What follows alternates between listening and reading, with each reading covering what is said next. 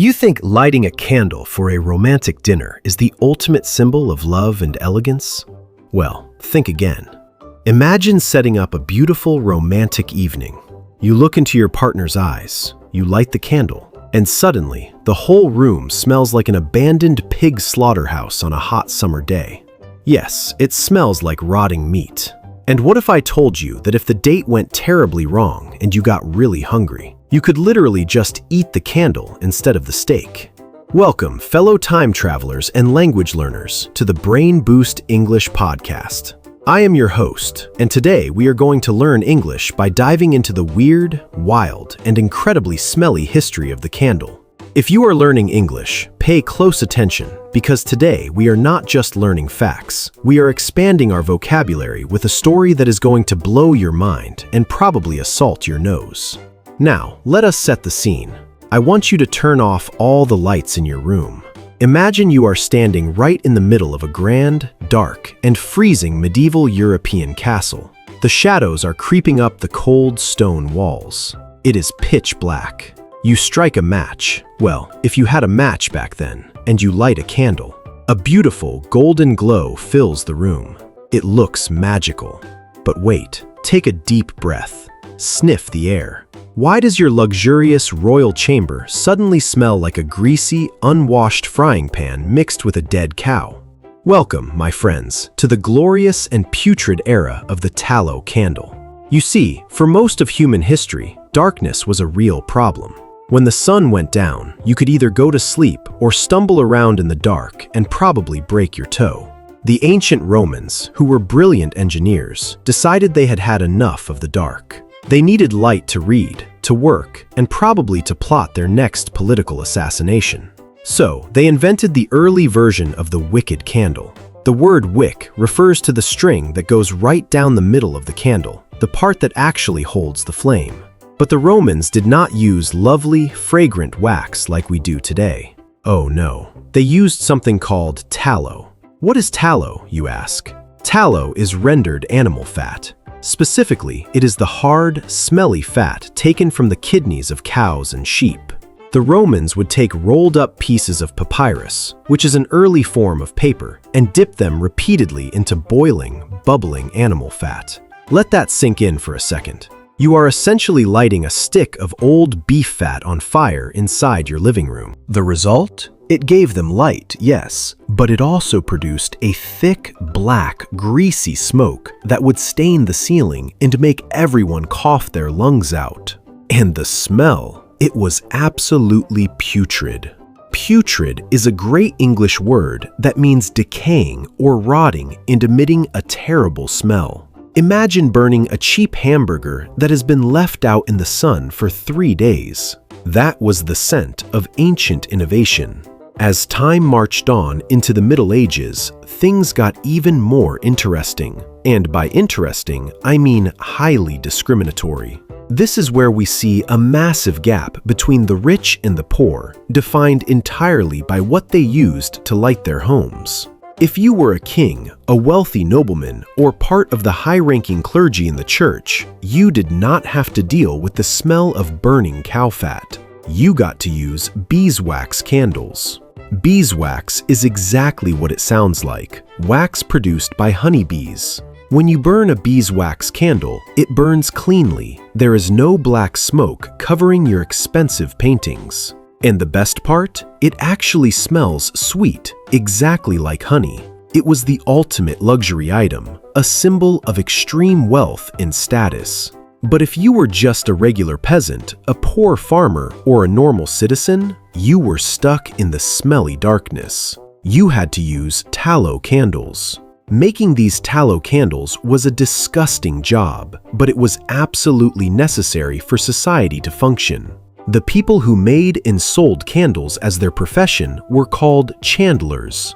If you have ever met someone with the last name Chandler, like the famous character Chandler Bing from the television show Friends, well, now you know that their ancestors were probably up to their elbows in boiling sheep fat. The chandler would go from house to house, collecting old animal fat from the kitchen scraps, and then boil it down in massive, stinking cauldrons. A cauldron is a large metal pot used for boiling over an open fire. The smell of a chandler's workshop was so famously offensive that many major cities across Europe actually passed laws banning them from operating inside the city walls. They literally kicked the candle makers out of the city because they stank too much. And let us not forget the fire hazards. The wicks in these early tallow candles were terrible. They did not, but here is the most insane part about the tallow candle, and this is where our story gets slightly disturbing, but fascinating. Because these cheap candles were made of pure animal fat, they were technically edible. I am not saying they were delicious, but they were pure calories. During times of famine, extreme poverty, or long military sieges, when an enemy army surrounded a castle and food ran out, soldiers and peasants would actually eat their candles to survive. Imagine being a tired soldier sitting in the freezing mud, looking at your only source of light and thinking, well, I guess this is dinner. You had to make a tough choice. Do I want to see in the dark, or do I want to not starve to death tonight? Talk about a tough dilemma. The phrase, burning the candle at both ends, means working so hard from early morning until late at night that you exhaust yourself. But back then, burning your candle meant you were burning your emergency food supply. So there you have it. The first half of our candle journey is filled with boiling fat, terrible smells, dangerous flames, and edible lighting. But the story does not end here. We have not even reached the crazy part yet. How did we get from eating smelly beef candles to buying incredibly expensive apple cinnamon scented candles at the modern shopping mall? What does a giant, majestic whale swimming in the ocean have to do with the light in your living room? And who came along and tried to destroy the entire candle industry overnight? We are about to enter an era of blood, ocean adventures, and a man named Thomas Edison. Welcome back to the second half of our journey into the dark and smelly history of the candle. When we last left our poor medieval ancestors, they were sitting in the dark, coughing on black smoke, and sometimes chewing on old, disgusting pieces of beef fat just to survive. But human beings are clever creatures, and we absolutely hate being inconvenienced. By the 18th century, people were getting really tired of the horrible smell of burning animal fat in their living rooms. They needed a better solution, and unfortunately for the ocean ecosystem, they found that solution inside the head of a giant marine mammal. Enter the era. Even better, the spermaceti candle burned significantly brighter than the old tallow candles, and the wax itself was much harder. This meant that during the hot summer months, your expensive candles would not melt into a sad, greasy puddle on your dining table. The light was beautiful, clean, and consistent. Suddenly, having good, clean light was not just a luxury reserved for ultra-rich kings and queens anymore. The growing upper middle class could finally afford to sit down and read a book at night without ruining their furniture with black soot. However, this massive upgrade in human comfort came with a massive, bloody price tag for the whales. Whaling ships would leave port for years at a time, hunting these massive creatures in incredibly dangerous, storm-filled oceans. If you have ever read the famous American novel Moby Dick, you know that hunting sperm whales was not exactly a relaxing weekend fishing trip. It was brutal, terrifying, and deadly work. But the public demand for clean, bright light was so incredibly high that men were willing to risk their lives. The oceans essentially ran red, all so that European and American homes could glow with soft, elegant, and odorless light. But let us be honest, the whaling industry was highly dangerous, extremely expensive, and completely unsustainable. Fast forward to the 19th century, the 1800s. The era of modern chemistry arrived just in time to save the whales from extinction and finally give everyday citizens a break. Brilliant chemists learned how to extract a brand new substance from coal and petroleum. This new magical material was called paraffin wax.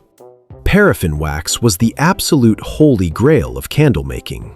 It was incredibly cheap to produce in factories, it burned cleanly, It had no terrible odor whatsoever.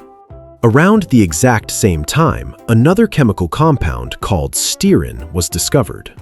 When candle makers mixed stearin with paraffin, it made the wax even harder and allowed it to burn even longer. Furthermore, in 1879, Thomas Edison successfully perfected the incandescent electric light bulb. Suddenly, you did not need to light anything on fire to see in the dark. You just had to flip a magical switch on your wall. Electricity began to slowly flow into cities, streets, and eventually private homes. It was vastly safer, much brighter, and infinitely more convenient. You did not have to worry about the wind blowing out your light bulb. You did not have to worry about your light bulb dripping hot, burning wax onto your expensive living room carpet. Practically overnight, the candle, which had been one of the most vital survival tools for thousands of years, became completely obsolete. Obsolete is a wonderful English vocabulary word that means something is no longer produced or used because it has been replaced by something newer, faster, and better. The global candle industry looked like it was going to die a very quick and miserable death. After all, why would anyone ever buy a stick of wax again when they had modern electric lights? But this is exactly where our story takes its most hilarious and satirical twist. The candle did not die. It did something much, much smarter. It completely rebranded itself. Think about our modern world. Today, we have electricity everywhere. We have bright LED flashlights built directly into our smartphones. We have absolutely no practical survival need for a candle whatsoever. Yet, the global candle industry is worth billions and billions of dollars today. How did they possibly do it? They simply transformed the candle from a cheap, essential survival tool into a completely unnecessary, highly overpriced luxury item. We no longer buy candles to see in the dark. We buy them for the aesthetic vibes. We buy them for self-care and mental health.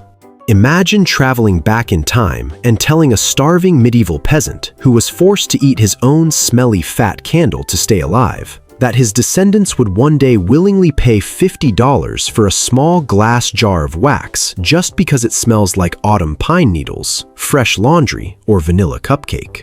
That peasant would think we are absolutely out of our minds. Today, you can buy candles that smell like old leather books, campfires, and some celebrities even sell candles that supposedly smell like themselves.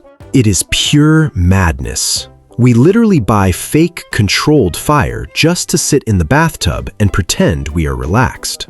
The humble candle pulled off the greatest marketing trick in the history of capitalism.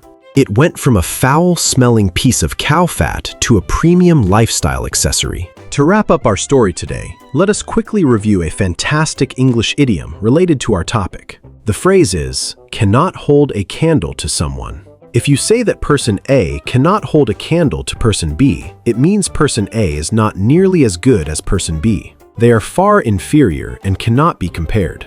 This idiom actually comes from the old days before electricity, when a highly skilled worker, like a master painter or an expert surgeon, was working in the dark. A young, unskilled assistant would have to stand next to them and simply hold the candle so the master could see what they were doing. If you were so completely useless that you were not even qualified to hold the candle for the expert, well, you could not hold a candle to them. So, the next time a bad storm hits, the power goes out, and you have to light an expensive, pumpkin spice-scented candle just to see your living room, take a moment to respect the incredible, bizarre journey of this little object. From the stinking animal fat of ancient Rome, to the bloody whaling ships of the open ocean, to the modern luxury spa, the candle has survived it all. Thank you for tuning in to the BrainBoost English Podcast. Keep learning, keep questioning the world around you, and whatever you do, please do not eat your candles. See you next time.